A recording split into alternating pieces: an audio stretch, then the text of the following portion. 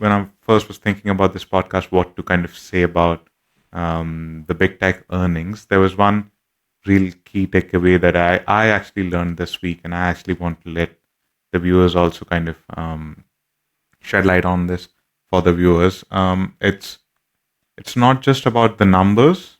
Every time there's earnings, there's buzz around the numbers. Okay, Google's beating these numbers, Google's beating the revenue numbers, Google's beating the EPS numbers. What's also very important is the future guidance.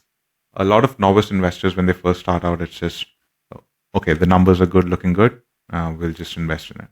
They don't care about what the company's proposed to do in the future, the next couple of quarters, how it will work out. And that's exactly what happened. The earnings number for all these big tech companies, Amazon, Apple, Alphabet, Microsoft, they all came out with stellar numbers. Some of the numbers, the best in the history. But what the markets didn't like and what it found too hard to digest is the increase in the capital expenditure on AI and how that will affect the free cash flows in the short term. So because companies are investing so much in AI, they have to divert these resources from, let's say, a potential reinvestment in their core business. AI spending has gone up, but it still cannot match up to the demand that's there in the market for these AI services. So just to give you an idea, Microsoft AI business, just its AI business arm, will reach a revenue run rate of $10 billion this quarter. And it is the quickest to do that. The business arm for AI is the quickest to do that across all verticals in Microsoft in its entire history. AI is the thing going forward. It's not a it's a generation shift, like internet was a generation shift for, let's say, when we were growing up. But now AI is the next big thing. But because they're not being able to keep up with the demand, it's just pushing them back as an investment perspective, from an investment perspective.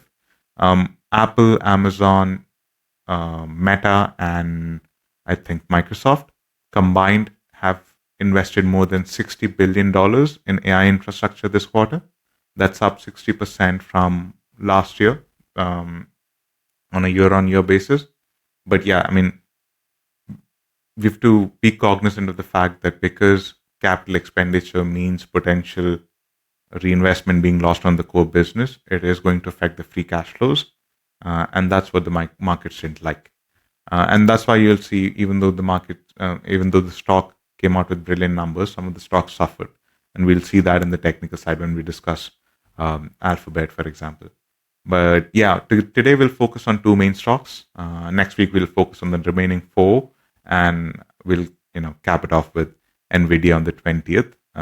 Very important day for many reasons, as we'll discuss as we move forward. But just to kickstart things, Alphabet, one of my favorite stocks, all-time favorite stocks in I think a close competition between Alphabet and Amazon.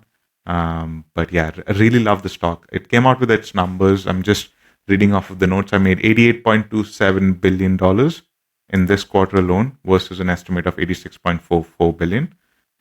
These numbers would look like, okay, it's just a margin of a billion or two, but a billion or two is like an entire company on its own. At the scale that they operate in, even a 0.5% increase is a lot of revenue coming in for the company. EPS numbers, again, 2.12 versus 1.83 beat the estimates. There's three things that's actually working for them, and maybe we'll talk about it in terms of graphs when I'll talk about it in a second. But search is still the king for them. It's bringing in around $50 billion every quarter. This quarter was $49 billion. It's been increasing.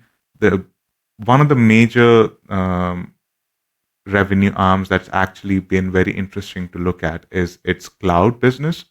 As more and more businesses start deploying Google Cloud services, this is bound to grow. It's almost very similar to AWS. AWS, in my opinion, is a far better and efficient cloud business than Google Cloud. But that being said, it's the revenue that the Google Cloud business is bringing in has been on the rise. That's 11.35 billion this quarter versus an estimate of 10.5, beating the estimates again.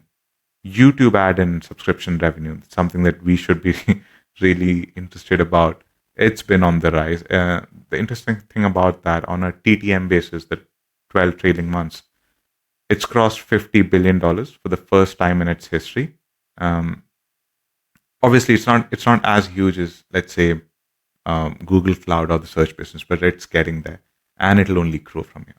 On the conference call, Sundar Pichai and even other management executives, they were very heavily focusing on how their expenditures on AI is going to boost these three main platforms. So that's the search business, the cloud business, and YouTube. YouTube, obviously, through AI, generative AI, and the algorithm that kind of sources the best videos for you.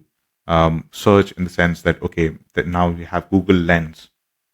You've got other services where you could just click a picture, ask AI to find the information for you, stuff like that. So their capital expenditure on AI infrastructure is just going to build upon the services that they already have, and which is very important as a company, because they're playing to their strengths. They know what's working for them, and they're building on it. That just keeps going on. So AI is going to boost these numbers further, I believe, in the coming quarters. That being said, I have a word of caution here for all people interested in Alphabet. Alphabet as a company is doing great, but on the antitrust and regulatory sides, it's not been the best quarter for them. It's not been the best year for them.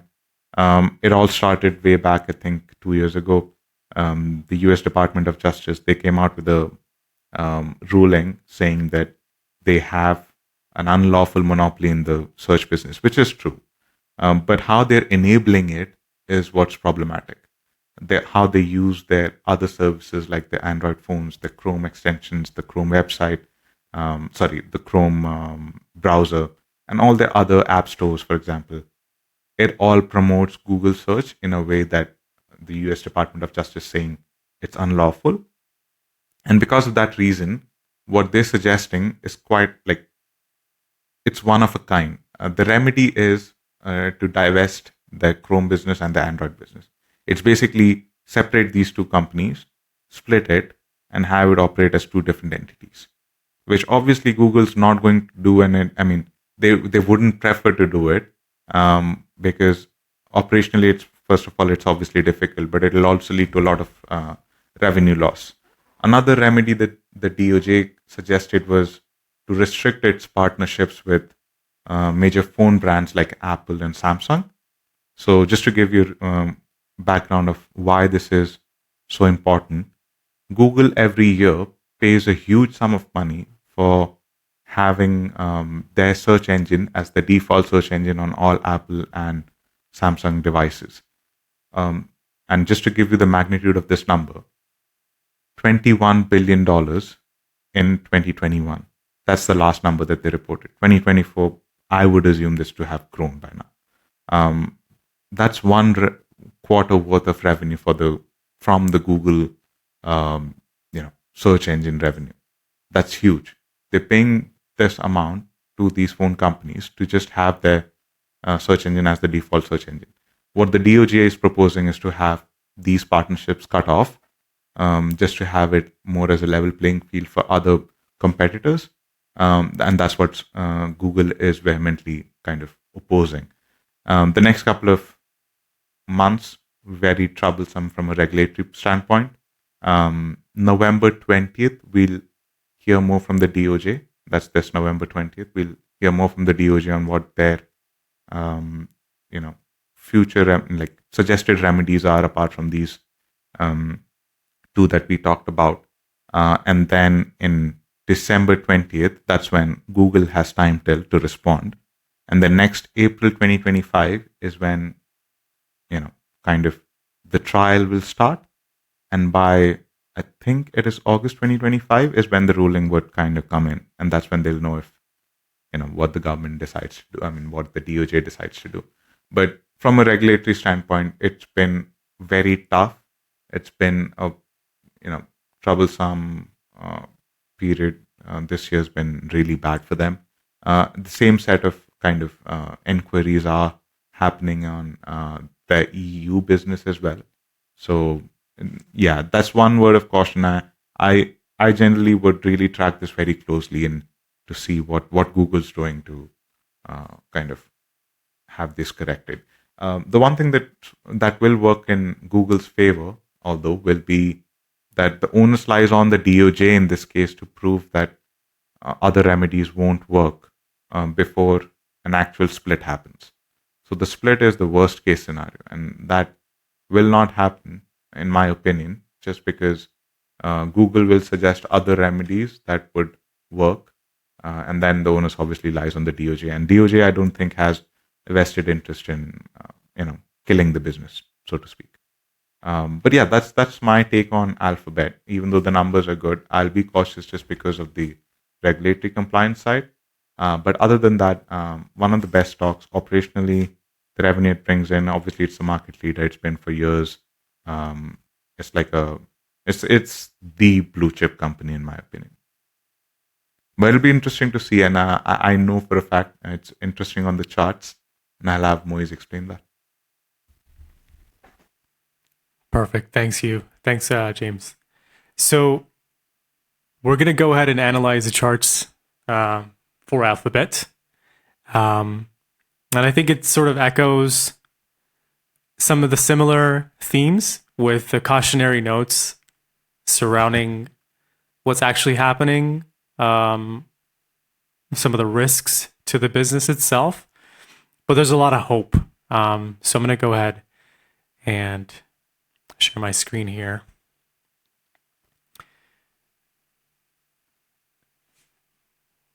So we have the Alphabet stock chart here. We're currently looking at the monthly chart. The ticker symbol is GOOGL. Right now, the closing price was about $171.29. But overall, if we take this sort of overview and look at the stock, it's obvious that it's trending higher. There are a few other reasons why it's trending higher. We can see the candlesticks. There's a majority of green candlesticks, and they're larger than their red counterparts. And every time we see some sort of pullback, we're seeing the buyers step up. There's a few levels that I want to mark here on this monthly chart. It starts with 191.50, which is all-time high, considering the adjustments for dividends and stock splits. There's this pivot high here around 151.82. And then there's this level of support here around $83. If we look at these key levels, we can clearly see that buyers are in control. We broke out of this pivot here around 150 to 152. We went a little bit higher. We hit all-time highs around 191.50 and pulled back, retested this level. This is really interesting to see because we're starting to see a narrative here that Alphabet is looking strong. Buyers are interested. Institution is interested. It's above the 200 moving average here, which is this purple line. It's above the 20 moving average, which is the short-term moving average that I use here to analyze trend, and the 50 moving average. So there was a point here, if you take a look here around $82, where Google was starting to look a little weak. There was some overlap and some concern, but overall, it reclaimed this level, broke this pivot here, and since then, it's been taking a little bit of a breather. The thing with the stock market and most stocks or financial instruments is they can't run forever. Sometimes it does happen. You see those outliers, but they have to take a break. So these are what I qualify as healthy breaks. What I really like about the fact that it's pulling back towards this level of support. So at one point, this was a resistance. So you can color it red. And now, because it's bouncing above this level, it's left a pretty strong indication of buyer support, a bottoming tail that's green. So we can actually change this to green. and call it a level of support. So overall, on the monthly time frame, it's doing really, really well. If we boil down to the weekly, we have the same indications here. It had some trouble, as you can see, going higher into this 150 level. But as soon as it pulled back, held the 20 moving average, and it broke out, we can start to see why the price action for Google has been so bullish on the short term. Again, it's over the 200 moving average, which is what the institution sees. It's had some trouble, got below and between the 50 and the 20 moving average, but it's recently gone back above. But I want to point out this specific candle here, this doji here. When we see a doji like this, what it's telling us, because it's the end of the week, is that buyers stepped up, but sellers slowly started to creep in. So there's a tug of war happening here. So this is the cautionary tale. On the weekly, there is some mixed sentiment between the buyers and sellers, and we were about to start making our way back to all-time highs, potentially breaking it. But sellers came in and showed some weakness. If we boil down to the daily chart here, we can see a little bit of why. I also want to point out here, if you take a look at this candle here, the last candle here had a lot of volume. So a lot of buyers stepped up. And if a lot of buyers stepped up and sellers still were able to bring the price down from a range of 183 down to about 170 plus, it is a little cautionary. But overall, it's still trending up. If we look at the daily chart, then we start to get more granular and see what's happening on a shorter time frame. Everything looks great. If we analyze here, this is a downtrend. We'll mark this yellow. We were on a downtrend, hit the line, got rejected, moved further down. This was that level of support we were talking about, around 150 plus. Now we broke this trend, meaning there is a change of direction happening, a transition happening. We saw some overlap. So buyers were starting to creep up. We started getting equal lows. And then we got a higher low here at 160. I think this really set the scene for how this next green candle came in. This is showing buyer commitment. And we kept following this direction. And here's the most important part here. We have the earnings. So with these earnings, what we typically want to see is when the announcements happen, where is the stock going to open? And we saw it made a pretty large gap up. A pretty large gap up, but unfortunately, right into this resistance level. So when we catch these type of moves and we're looking at where we anticipate price to move, we have key levels we want to identify. And if we look at these two ranges of lines, as a technical trader, intraday, trading within 1 day, when we see a gap up that's slightly extended, it's about 1, 2, 3, on its fourth candle, gapping into a level of resistance, and this resistance level is around 183, we want to see if it holds this level for it to have the potential opportunity to make it higher. But then there's a lot of possibility for price action to start showcasing weakness because it's into this resistance level. This is where sellers originally stepped up before. So we had a huge sell-off. And I think this here just sort of explains the narrative behind what James Invest was mentioning, that future guidance is concerning. There are some risks to consider when you're looking at this stock.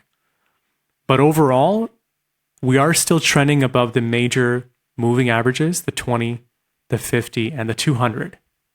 But what we want to look for here, because we had a huge sell-off, more than 50% between this pivot and this pivot, this is where we have the price action currently sitting. What I'd like to see in order for me to be more convinced that there's bullish price action that's going to come is I want to see it hold this level between 168, maybe if I'm a little bit more flexible down to 161. If we can hold this level and see Alphabet start to make a range in this area, like the way that I'm drawing right now, there's a chance it can start to break highs above 175 and slowly make its way up.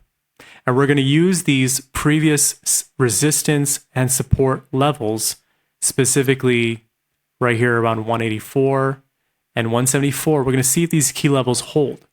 And as an intraday trader or a swing trader or an investor, you can go down to the smaller time frames. So in sum, the big picture that I do see here, which is promising, is that buyers are stepping up. There is a lot of investor interest on the long side.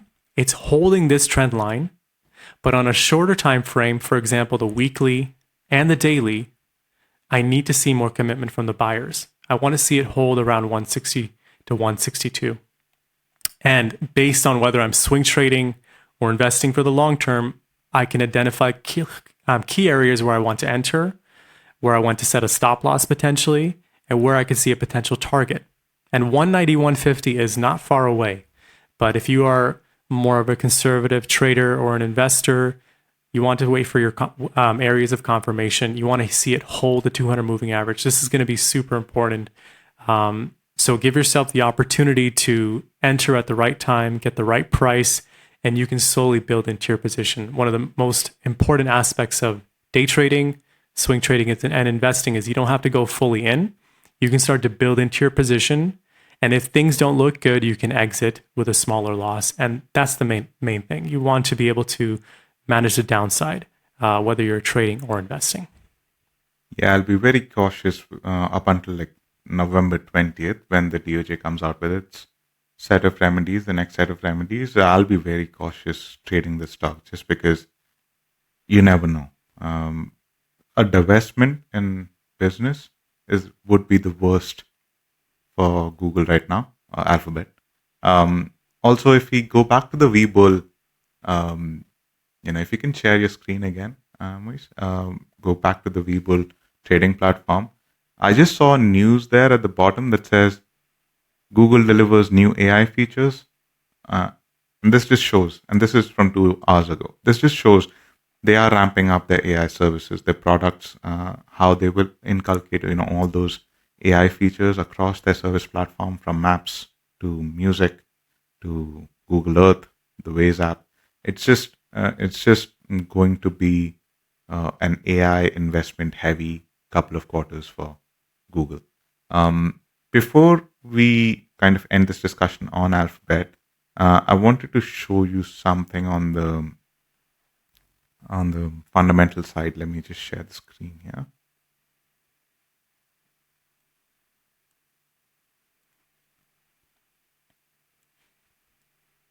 The S&P 500, the year to date, performing at 20.79%, almost 21%. If we check Alphabet's earnings YTD, it's almost 22. It's almost mimicking the S&P 500. But what I actually wanted to kind of discuss before we end this is its revenue by segment. And if you see here, obviously the Google search and revenue from Google search is quite consistent. It's been consistent for years now. Slight uptick, but nothing to be really excited about. What I was really interested in is the Google Cloud revenue. It's just been ticking up and up. And I see this as a direct result of kind of perfect competition between Google Cloud and AWS. In a way, AWS, the features, the efficiency at which they operate, is pushing Google Cloud to do better. And they are doing it, better than previous quarters. So you see this slight uptick where it's almost at 25, if I'm not wrong, some percentage increase in revenue from from their Google Cloud business. Also, if we go to the operating income by segment,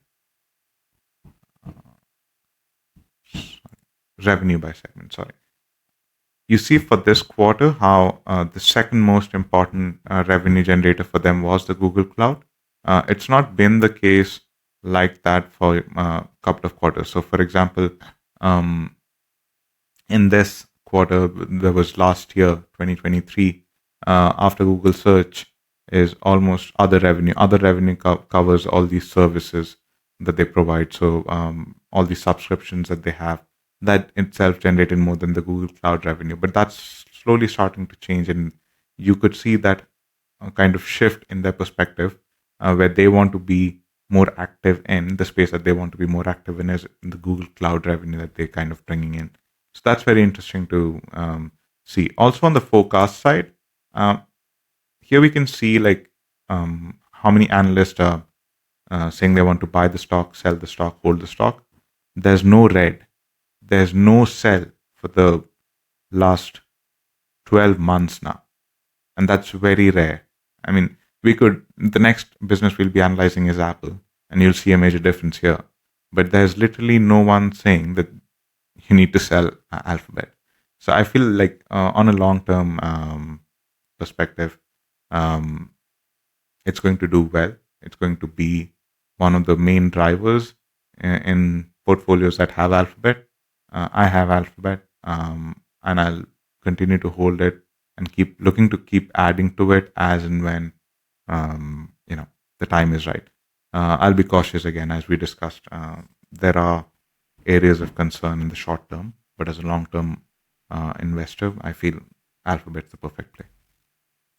Do you think with the success so far with ChatGPT, that Alphabet has the opportunity to really double down on its cloud business as well? Because between Amazon Web Services and Google Cloud Partners, it's pretty encouraging to see how quickly it's starting to grow and become Right. a serious competitor in the business enterprise space.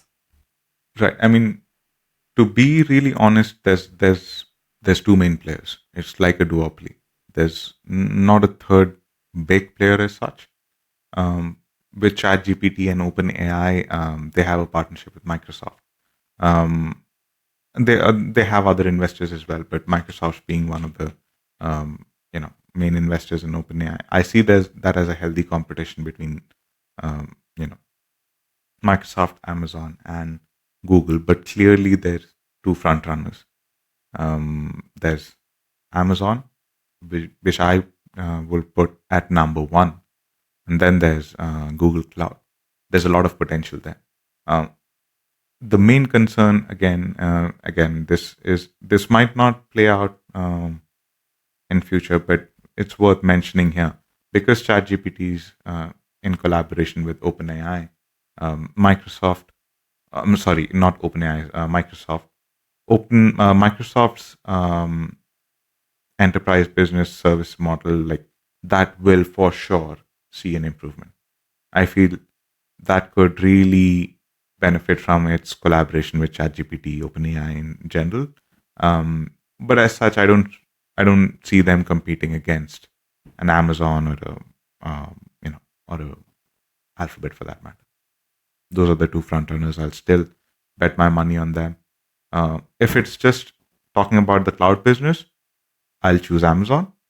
But as a overall kind of a best pick out of these two, it'll be very difficult. I don't think I can pick one.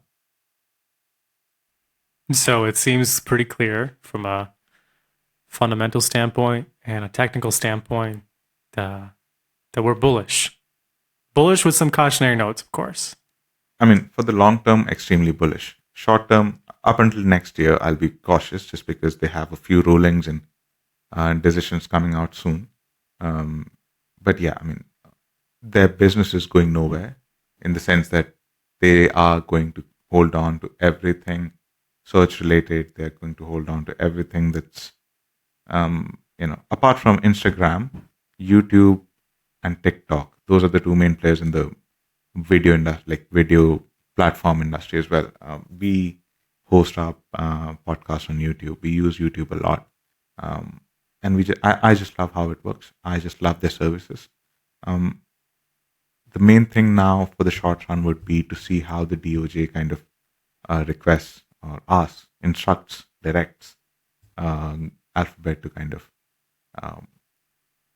tackle the antitrust issues. They have had these issues in the past, and they've managed to kind of find a way to kind of maneuver around it in a way that kind of does not affect the business as such. But I've seen a trend now of regulatory compliance is being heavily enforced on these big companies. There's just this sense of, okay, the big players now cannot get away with practices that could easily be kind of overlooked a couple of years ago. That cannot happen now. The authorities are kind of starting to pick up on this. It's a bit concerning, but I believe that if your core model, if your core business model is on point, and if it can withstand 20 plus years of intense competition, left, right, and center, and still come out as the best player in the business, that's the stock to pick. 100%. Right. Next business that we're going to analyze is Apple. And Apple's really interesting because I wasn't really tracking it for the last couple of quarters. But it's becoming interesting now even more because Apple's come out with something called Apple Intelligence.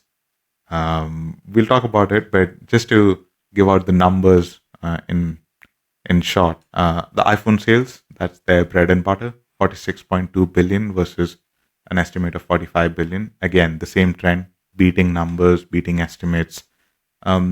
Interestingly, the result included 10 days or so of sales for the new lineup of iPhones and new lineup of Apple Watches and the AirBuds.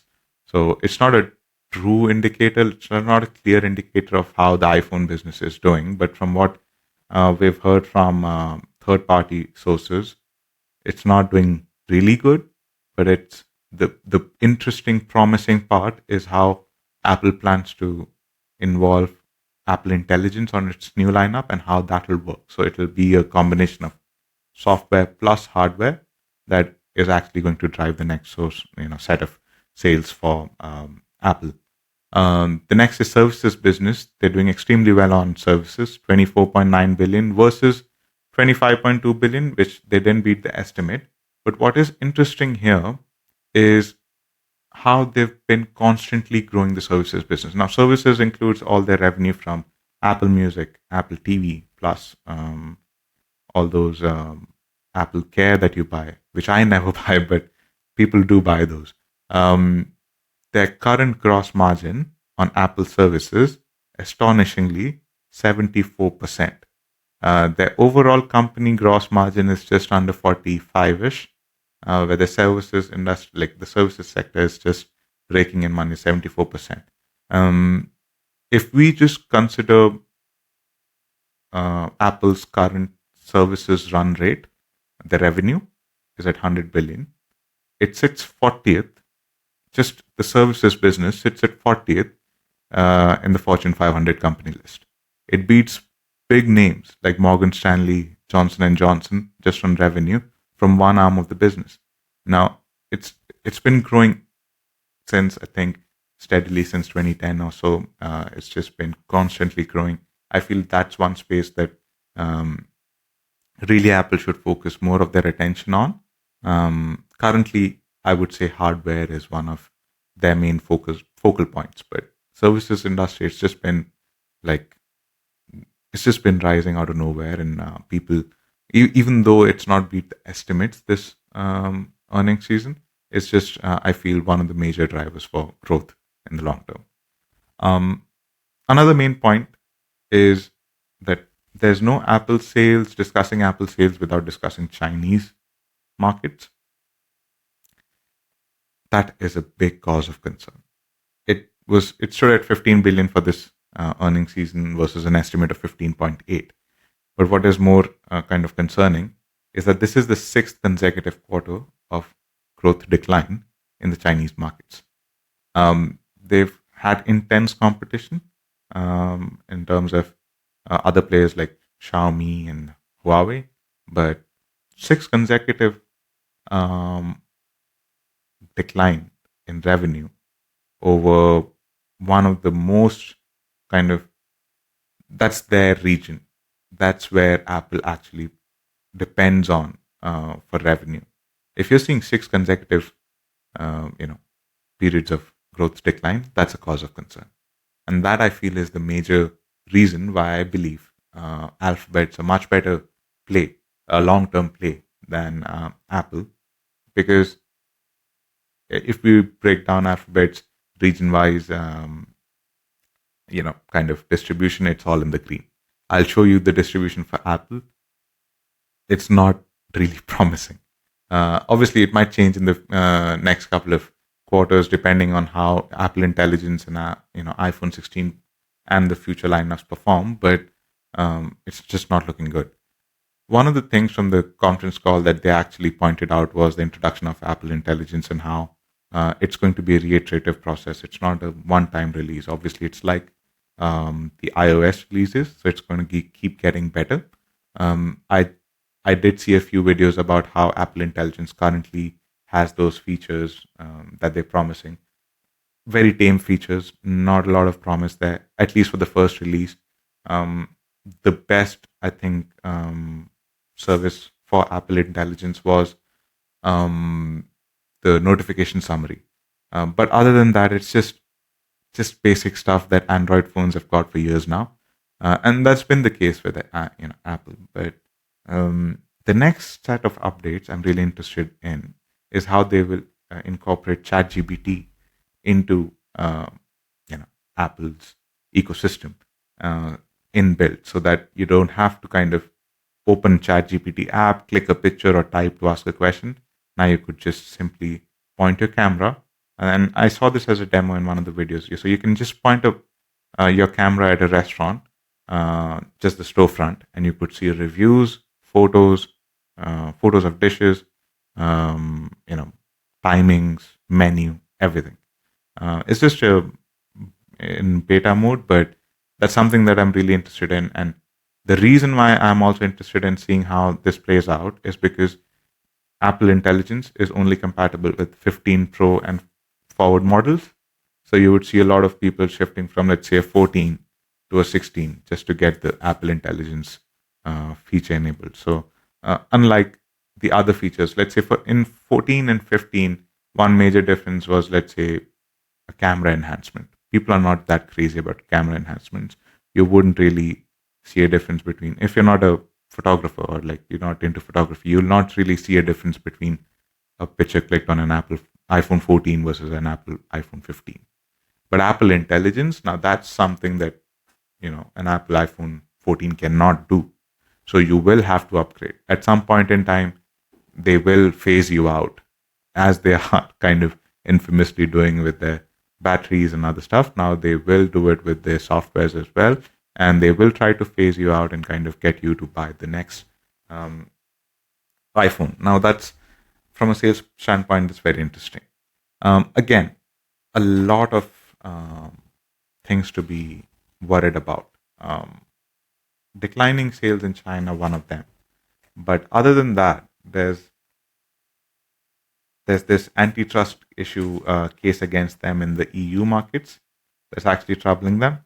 And this is in line with what I said earlier. Now, the regulatory compliance authorities are really stepping up, and they're not allowing these companies to get away with these things that they've been doing in the past. Apple had to pay 13 billion euros, and this was included in the earnings this quarter. It had to make a 13 billion euro payment to Ireland as a part of the EU government, the EU courts deciding that it was unlawfully getting tax advantage from the Ireland government in terms of how they treated their global income. Apple's headquarters, European headquarters, are in the Ireland, and that's there for a reason. It's not like Ireland's their biggest market. Ireland's got the most, the lowest tax rates in the EU. Effectively, if you read the numbers and you try to kind of dive into it a bit, you'd realize that 2014, and you'll be surprised listening at this number, 2014, the tax rate at which Apple paid tax on its global income through EU, through Ireland, it's very interesting, 0.005%. And that's peanuts. Like, obviously, Apple pays all of its taxes, and in their eyes, it'll be like lawfully they're doing it. But a 0.005% tax is just bonkers. So the government, the EU court kind of directed them to pay the remaining, what they actually owed to the Irish government. That's 13 billion euros. The funny part was the Irish government refused payment initially. They said they don't want this payment because the tax advantage that Apple was receiving, in fact, allowed Ireland to be, one of those opportunities to invest in, and that's their main USP for kind of getting more tech companies to invest in Ireland. But a tax rate of 0.005% is just laughable. So the EU court decides now is the time, and they've included it in the earnings report this season. So it's not been a good quarter on those terms for Apple, and this is just one of those cases. How many more would be unearthed? How many more would be kind of picked up upon by the authorities? We don't know. Not very promising. Before I kind of end this, I also want to kind of do the same thing with Apple. Let me just share my screen for a second here. This is Alphabet. Obviously, we'll move on to Apple. On a YTD basis, it's just 15.78%, and if you remember, it's 21% for the S&P 500. So essentially, Apple's underperforming the S&P 500. Not something a lot of long-term investors would really love. If we check the metrics here, the iPhone revenue, I'll just pull this up. The iPhone revenue growth is just measly. It's not going anywhere. The services revenue, for sure, that's what we talked about initially. It's been steady, it's been ticking up, but the iPhone revenue, it's not going anywhere. In fact, the revenue growth's been poor, to say the least. Again, this is with a word of caution here that Apple Intelligence and its kind of introduction into the whole series would kind of, I hope, it boosts the iPhone revenue growth, but up until this point, it's just been dismal. If we go on to, just kind of dissect it further by the type of products that they sell, the products alone, the gross profit is next to nil. It's almost at 1%. This is after continuous series of quarters where it underperformed. It was in the negative, in the red. But if you see the services, that's a whole different story. It's just been ticking up and up. The growth is going up as a percentage. It's up. So that to me is promising. But because their main bread and butter is the products, you associate Apple with iPhones and not Apple Music. Some might, but I don't. That's a cause of concern. If we go back to revenue by segment,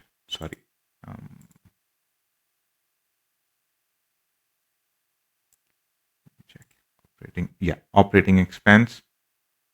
You see how Apple has obviously been increasing their research and development expense. At the same time, the selling general SGA costs are kind of constant. I really like that. That's one thing that I like about the business, that they are heavy on R&D. They know that they have to up their game. They know that they cannot do justice to their customers by putting out the same iPhones every year, the same pro versions every year. There's no innovation. It's starting to pick up. They've started to invest more in R&D, which is a promising aspect. But that being said, it's just the products are not getting better. I don't know where this R&D is going, but it's not getting better. I would really hope Apple kind of picks up on the product side.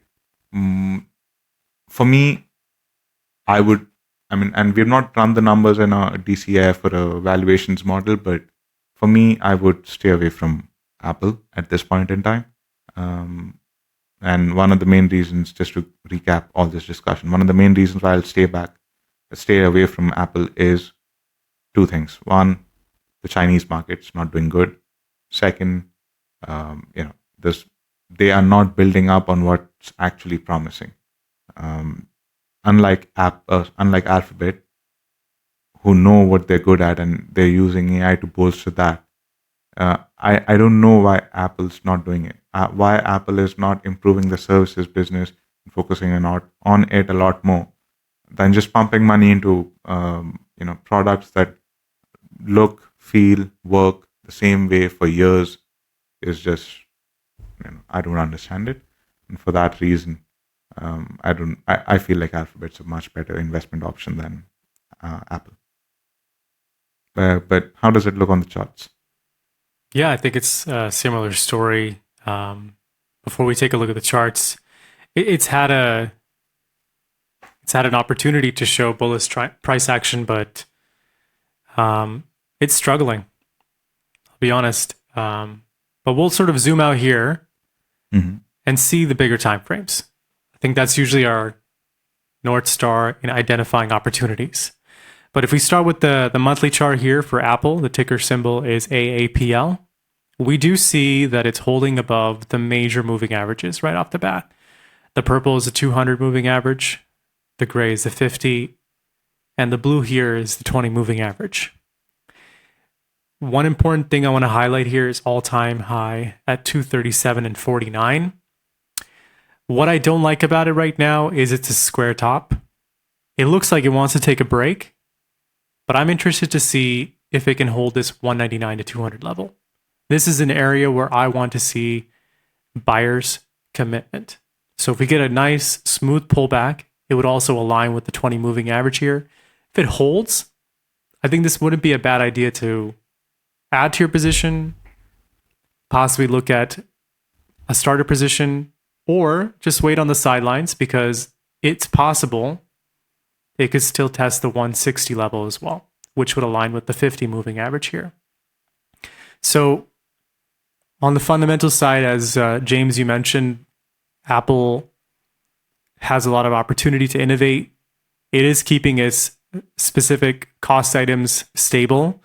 It's investing heavily into research and development, which are good signs, of course.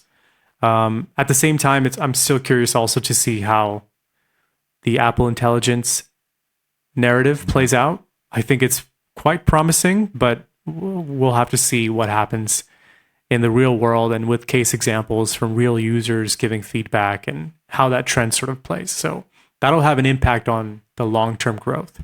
But overall on the monthly chart, it's done pretty good. It broke out of this flag here, this range, broke out, tested this level around 170, tried to break above 200, came back to test this level, and it's shown bullish price action. But my main concern right now is this square top here going into all-time highs. If we can get a few relatively stable pullback candles, red or green, heading into 200 plus, holding this level, and if buyers are committed, if institution is committed, and if investors are committed, this could see a further increase in all-time highs, even given with all of the concerns outlined earlier.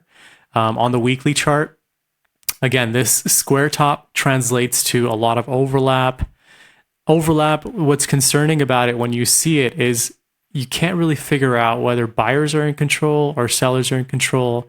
You could say it's sort of a range, so you don't want to sort of trade within it, or you want to wait till critical levels are established. So if you're waiting to see if all-time highs are reached again, if you want to see here if this 200 level is holding, those are some areas that I would look at. But overall, on the weekly time frame, it's above the moving average. On the 200, the 20, and the 50, it's clearly made new highs, but now is starting to become a little bit concerning. And overall, you can also see that buyers are stepping up, they're holding, it gets pulled back when sellers come in. And now with this recent week, there's been a lot of selling happening. So it's bouncing off the moving average here on the 20. It's looking bullish overall. And we can even dial down a little bit more by going onto the daily chart. This is a clear range on the daily chart, with the low of about 215, with a high of about 238, 237.49. So you can wait to see how this level holds. If we see a continuation on the hold on the 215 side, I think this is interesting. And the reason we also have these short-term bearish candles, I'm going to move this right here, is because of earnings as well, right? We're seeing consistent buying happening, but it's not as strong. I mean, take a look at this candle here, which was a red candle at one point. Buyers were looking to step up and break out of this level. This at one point here was some sort of flag opportunity. But sellers came in. There was a lot of tug of war here. And look at the volume here as well. A lot of selling happening. So overall, this is concerning. It establishes almost like a double top on the smaller time frames. On the weekly, it's looking like some consolidations happening. And on the monthly, it's a square top. So, if this here, this candle is an important indication of buyers stepping up, sellers are also creeping in. I want to see it hold this 200 plus level. If it really needs to go down and test the 167 level, maybe these would be potential areas to buy. But in today's market, you just want to be super cautious on getting the best price and not going fully in. And Apple is just one of those tickers where it is looking promising on the higher time frames, but with upcoming concerns on hardware technology, whether it can overcome this challenge with its service-based business, keep costs low, and at the same time invest heavily in research and development continuously so that Apple Intelligence and other technology that it's implementing into its hardware is promising and is a good competitor for other manufacturers that are taking over its Asian markets, then I think you're going to see more bullish price action. But objectively, you can take a look at the charts and see where are there some areas to enter. And usually it's in the daily time frame where you get short-term opportunities to trade it. And on the higher time frames is when you can sort of see the big picture. So overall, always have risk in mind. Apple still looks all right. It's still trending up. There's nothing super concerning other than maybe this square top. And let's see how it pulls back into this 200 plus level and holds to see what the future holds for Apple. Yeah, really, really interesting on the charts. But yeah, let me just share my screen. I want to do a side-by-side comparison of what I was talking about when I said it's a cause of concern. This is Alphabet's revenue by geography. You see everything's green, right? Minus this one small decline in Asia back in God knows when. But let's look at the same thing for Apple. 1, 2, 3, 4, 5, 6, 7, 8. 8 continuous quarters of decline in China. It's just started to build on Japan.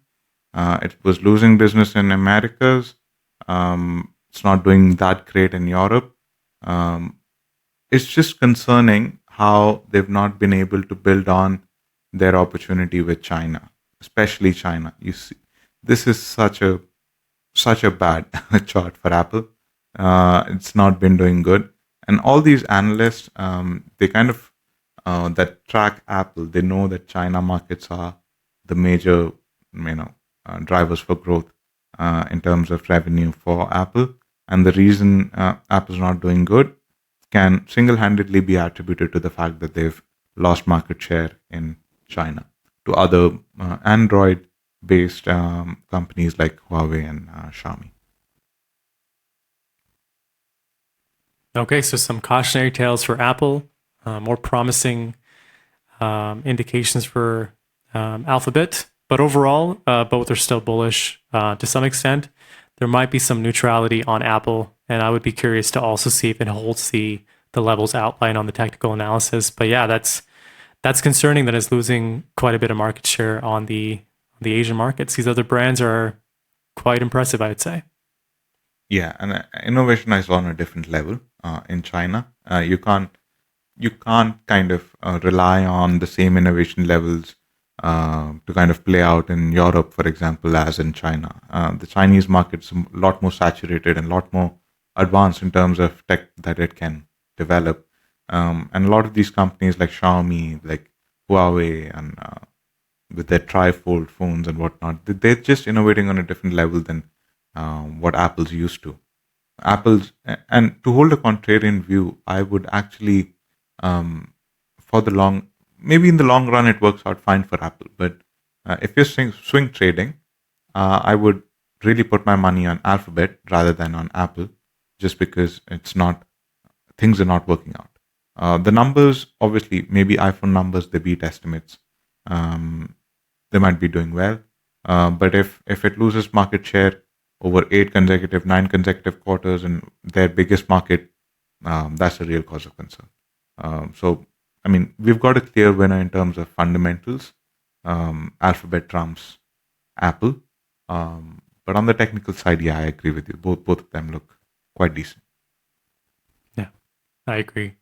We really appreciate you tuning in to another episode of Epic Markets. This is Babar Trades World. And this is James Invest. If you gain value from this video, make sure you subscribe.